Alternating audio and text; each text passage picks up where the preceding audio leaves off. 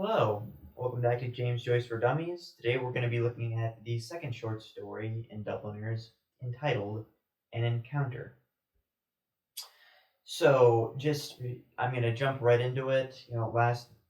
If you need more information on Dubliners, take a look at my last video where we looked at the sisters and I gave general notes about Dubliners' main themes in it. I'll touch on those in this, but I'm just going to hop right into the story. So just a quick summary of it. Much like the sisters, not a lot actually happened. So once again, we have an unnamed narrator. He's never named throughout the story. Once again, it's first person. And so basically, this unnamed narrator is clearly reminiscing about his childhood. We know this because throughout the story, there are kind of call forwards to things that happen sometimes decades after the events happen. So we know it's past tense. Whereas the sisters was first person, yes, and used kind of more proper diction. It was never, we never, it was never as if he said, and later so and so happened to this.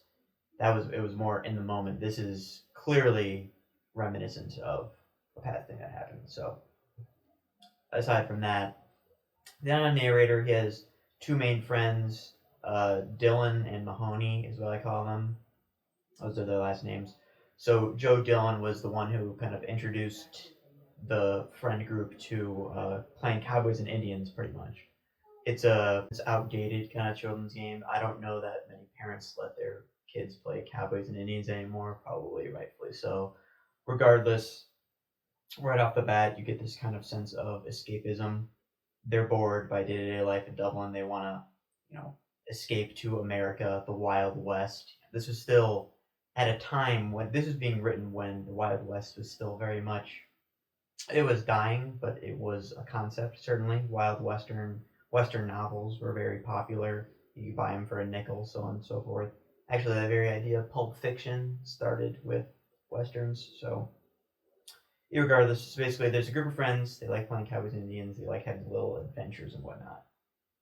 They both go to the same school, and so essentially, the main character grows even more tired of doing this. So basically, he's like, oh, we just keep on we have these play adventures, right? That's boring. We need to, I believe he says, true adventure can only be found abroad, which is ironic because they don't go abroad. Their goal is to basically play hooky, skip school, collect a little bit of money, then go out and basically have a good time during one of their school days. That's what they do. Dylan doesn't show up. He actually wimps out, ironically enough, because he's kind of the tough guy of the group. But he wimps out, or maybe he's cut by his mom, a million different things. The child doesn't know. We don't know. And so him and Mahoney, kind of they set out on this adventure. Their goal is to go to a pigeon house and kind of use a slingshot to take out some birds with rocks and whatnot. And they actually don't end up getting into the pigeon house, but they have a decent enough time. Their trip takes a turn for the worse when they start going home. They end up close to home, but not quite at home. They're in a field. They're waiting for a train, I believe. It's not 100% clear. Regardless, they're waiting in a field, and this old man walks by them and then circles around and kind of walks with them. And then when they stop, the older man, they say old man. The thing is, I think we're supposed to assume the man's in his 30s to 40s. Regardless, creepy that he would be talking to kids alone. And what he talks about is very, very bizarre. He talks about erotic novels. He talks about little girls, and he kind of seesaws back and forth between saying, you guys are good boys, and then he says, I bet that boy gets whipped a lot in school. And then he's like, I think there's nothing worse than a boy dating a little girl. He's just generally being a complete creep, and kind of the crescendo of awfulness happens when the old man walks over kind of a few steps away from the boys. The main character looks away. He does something. Mahoney reacts to it. He's like, oh my god. You see what he's doing that? I believe he calls him, I say, look what he's doing. As I neither answered nor raised my eyes, Mahoney exclaimed again, I say, he's a queer old josser. And when he says queer there, he doesn't mean homosexual. That wasn't the slang back then. He just means strange. Usually that's a strange thing for him to do. Much as it's been much debated on what he did, I think in the end it doesn't really matter.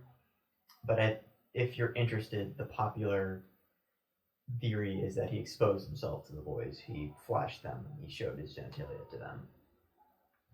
And then after that, he comes back over and continues talking with him. Mahoney kind of gets up and walks away and starts playing around. But the main character is just absolutely paralyzed. That word again. And he just doesn't know what to do. He sits there, and eventually he finally sums up. He finally just runs away. Like, the old man stops talking for a couple seconds. He runs away, yells Mahoney. Ironically enough, they decide to not give the old man the real names. I believe instead of, they go by Murphy, and actually I believe that he does give himself a fake name.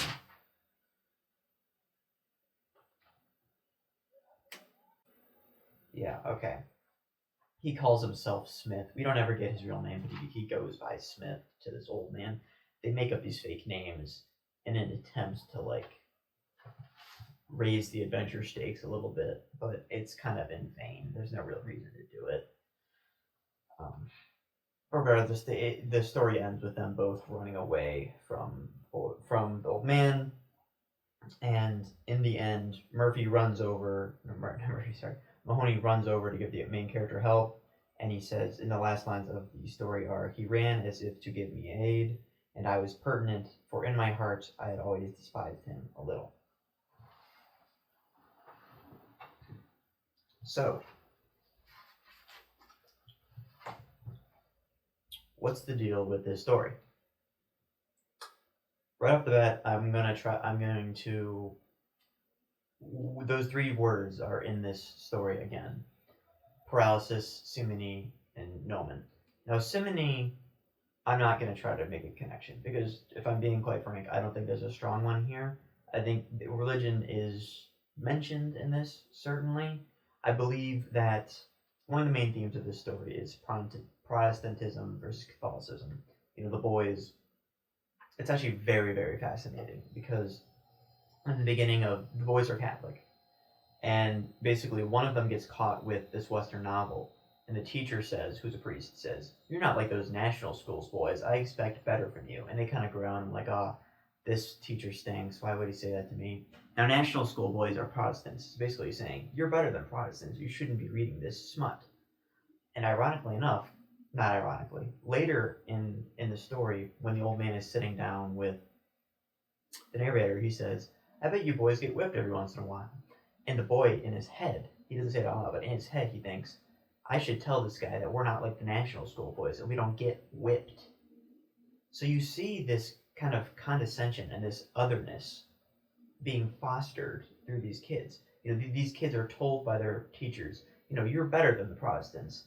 And even though the kids at that moment kind of respond against that and say, not necessarily we're not better than Protestants, but like, oh, he's taken away. It's like, why are we getting lectured about this? We don't care. It gets in their head that they're better than Protestants, that they're better than national schools boys. So you see how this is fostered through generation through a very, very, it's ingenious to say the very least, because it's such a small detail that you could so easily miss. It's just national school boys. But the fact that it reoccurs later in the story, it's brilliant, because it just shows how these things, you wonder, why is there such a divide between Protestants and Catholics? And at this point, there's not a good reason in Irish. Don't get me wrong, Irish history, absolutely great reasons for both groups to despise the other. But at this point in time, not so much. So the question is, why does it remain? We see why it remains. It's because these kids are taught in school. This is a lesson in school. They're taught that the Protestants are the other. They're not even the other. They're the lesser. And even later in the story, a group of kids throw rocks at them because they think they're Protestants. The boys do. Like a group of small boys. And they think about beating up the boys, but they don't because they're too small. But regardless, you could very easily, and certainly my first time reading this story, I had no idea. First of all, I was in high school, so I just didn't know the backstory of Protestantism versus Catholicism in Joyce's text. But you can easily miss this very easily, and it just comes over. It's like, oh, this is just what people talk about. But if you read it with this in mind, it's clear as day, and it's fantastic. That's just one aspect of the story that I think is worth touching on. So, I can't believe that was a huge aside, but that's important to touch on. Paralysis. How does paralysis factor into the story? In multiple ways. I would say most directly, it factors into the main character being paralyzed by this old man. You know, he's talking to this old man, and I feel like we've all been there before, right? When we're like a little younger, and somebody who's older than you is talking to you, and you feel like to be polite, you're paralyzed by politeness. Even if they're saying the stupidest stuff, right? You just have to sit there, look at them, kind of, yeah, uh huh, mm-hmm. Just keep on just saying the same things over and over and over again, and just in your mind, you're thinking, man, I wish this dude would stop talking to me and just walk away. And if they never do, what happens? Most of the time, adults are able to realize this. They're like, oh, this kid doesn't want me talking to him. I'll pat him on the head, send him on his way. But this old man is demented, clearly. But he's just talking and rambling on and on and on to this poor kid. And this kid, what is he supposed to do? I mean, running away, which he ends up doing, is rude. But he just realizes eventually that, he needs to get out of this. And he does. But it was only with the help of his friend. And in that, he kind of despises him a little. Or, well, not a little. He despises him a lot, even if he doesn't let on. So that paralysis is that's the most direct and the most obvious, I think, form of paralysis in the story. Now, a more general kind of undertone of paralysis is what this main character feels from just living in Dublin. And almost every story leading on, I'm going to mention the fact that paralysis and Dublin are intertwined, because they are. So, yeah, this kid, he wants adventure in his life, which every kid ever born has wanted adventure in their life. That's just how kids are. Especially, not especially boys, but certainly to Joyce, who is a man, especially in his mind, boys want that. And in Joyce's opinion, and this is certainly a biased opinion, this is not perhaps fair, but in Joyce's mind, adventure cannot be found in Dublin, perhaps in Ireland at all. And these boys come to realize that through this just awful encounter with this man. I mean, you have to understand, this man is talking to them for what seems like, to the reader, like hours. We don't know how long it is. It could only have been a few minutes. But he absolutely ruins their day. He ruins their adventure. Their adventure fails. They don't get the pigeon house. They don't get to sling the rocks. But they're just absolutely paralyzed by where they exist. They can't have adventure. They're not able to have any fun. And they end up just going home after just an absolutely awful experience.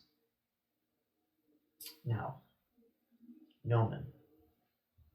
If you need a quick refresher, Gnomon is basically, what's important to know about Gnomon is it's a riddle, and what makes it important, a Gnomon is it's a shape with a corner missing. So what gives it its importance is it's missing, part of it's missing. So this entire story is a Gnomon, and that what is missing from the story? The answer, in my opinion, is twofold. First, what the man does when the narrator looks away. We don't know. And what that allows the audience to do is wildly speculate as to what he was doing. There's a rule in horror, which is, as a rule, whatever is in your movie that is scary is always going to be 20 times as scary if the audience can't see it. That's why you barely see the thing in the thing. It's scary because you don't know where it is. Same thing with Alien. It's scary because you don't know where the alien is. That's why, but regardless, it's the same concept here. Why is what the old man is doing so repulsive? It's because you don't know what it is.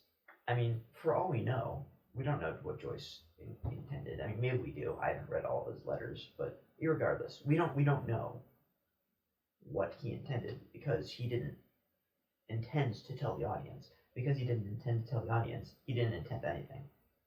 He intended the audience to kind of fill in the blanks here.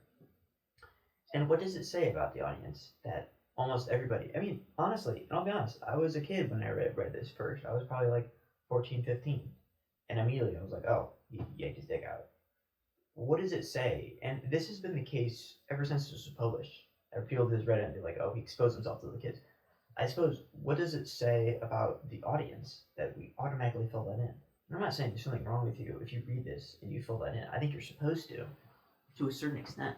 I think Joyce very well knew that the audience would fill that in. It's just this story is almost a cause for introspection. You have to think about yourself and be like, well, that's weird. Why do I think that's the case? Because it doesn't have to be the case. The dude could be doing a million different things, but what we is it's agreed upon that he's exposing himself to these kids, and that's just because that's what we imagine he would be doing. And I think that's just fascinating that without overtly saying what this guy is doing, Joyce has captured the minds. He's built a specific circumstance where he's basically gone, if A equals B, if B equals C, then A equals. And he puts a question mark there, and the audience knows what to put in there. They know to put in C. He basically sets this up brilliantly, so the audience knows exactly what to put in there, and they do. Right? Like everyone I've ever, this is one of his most popular short stories because it's short and it's very good. And everyone who reads this is like, oh man, and it's wild at the end when that guy exposes himself to those kids. I'm like, well, does he do that? People are like, what are you talking about? Well, people remember reading this. Like, if I were to call a friend right now and said, what does the guy do in the end of Encounter? He would say, oh, he exposes himself to the kids. They would probably even remember reading that, even though it was never written. I think that's just one of the brilliant things about the story. That's the moment. That's what's missing is what defines this story and makes it so great. And so that gets those two main things out of the way. Kind of moving forward, another major theme of this story is circular motion. So obviously, in how it plays into paralysis. So I think I mentioned earlier, the man passes them and then he circles back and starts talking to them. And then his speech is very circular. He says the same things over and over and over and over and over again. And so essentially, what he's doing is how this kind of circle is kind of hypnotizing the kids and paralyzing them ultimately. But it's just so dreadfully boring as well. And so basically, this guy's talk becomes a microcosm of their lives. You know, they wake up, they go to school, they go to church, they play Cowboys and Indians, day in, day out, same thing, circle, circle, circle. It's just mind-numbingly boring. And the fact that even kids, which, you know, are the most, I mean, everything's an adventure to a kid. Even kids are kind of being subjected to this circular life. I think we're supposed to feel rather depressed about it, and certainly this is not a positive story. None of these stories are really. But it's just, it's close to heartbreaking, if I'm quite frank. And then one last main idea is that who the narrator is. It's hard to establish a character for a narrator, especially in first person, because you don't get an unbiased perspective as to who they are. But what you do get is basically who do I think this narrator is? First of all, and this kind of slices into what I have on the style of the story. I mentioned this already. The narration is cleared from some time later. And this kid and this guy, if I were to describe the style of this story in a sentence, it would be this. It's written from the perspective of a man who wishes his childhood was more adventurous and more fun than it was. You know, whenever we're telling stories about our childhood, we tend to exaggerate a little bit, even if they're not great stories. I know this one time, my mother was driving me and my two friends home back from the pool in my neighborhood.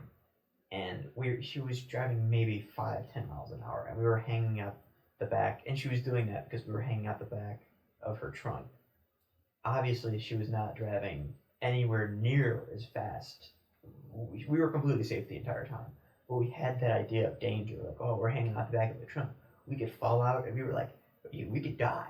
Obviously, if we fell out, we would just like roll a little bit, and like maybe some cuts and bruises, that would be it. And even that would be a little much. I remember one of my friends fell out, and I remember our hearts just dropped, and we were like, oh no. And then unfortunately he like got up and ran. That's how slow she was going. He was able to run back and hop back in the car. We didn't tell her about it because she would have been very angry.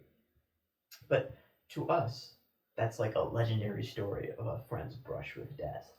But in reality, that's not what it was at all. It was just a couple of kids being dumb in the back of a car.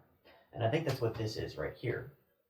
This guy is looking back on his childhood, which is a time for everybody, a time filled with fun. Well, hopefully, a time filled with fun and adventure. And I think part of him realizes that it was a really boring childhood he had, and he's trying to inject it with a little bit of extra fun, and it's just all throughout here. It's hard to describe.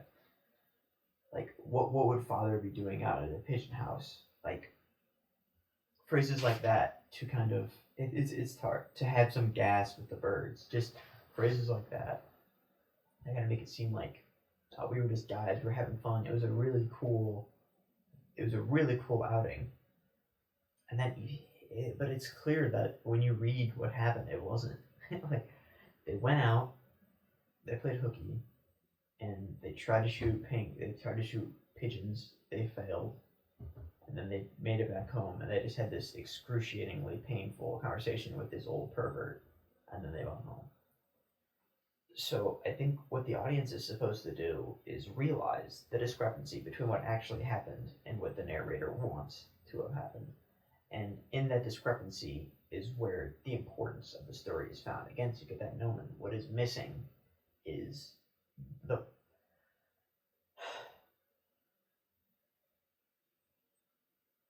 one of the things that makes Joyce great is that the substance of his stories are found in oftentimes what is missing and discrepancies, what should be versus what is. And certainly that is the case in this. The discrepancy between what the man wants to have happened versus what actually happened very much is the substance of the story at the end of the day after a couple of rereads. Alright, this has been longer than I wanted, but I'm getting to the end. We're going to take a look at the title of it and take a look at the ending and kind of explain both. So the title, An Encounter. I don't have much to say about this other than the fact that it starts with An, A-N, not the, the story before this was the sisters. Now, is it super, super, super important? No, it's not.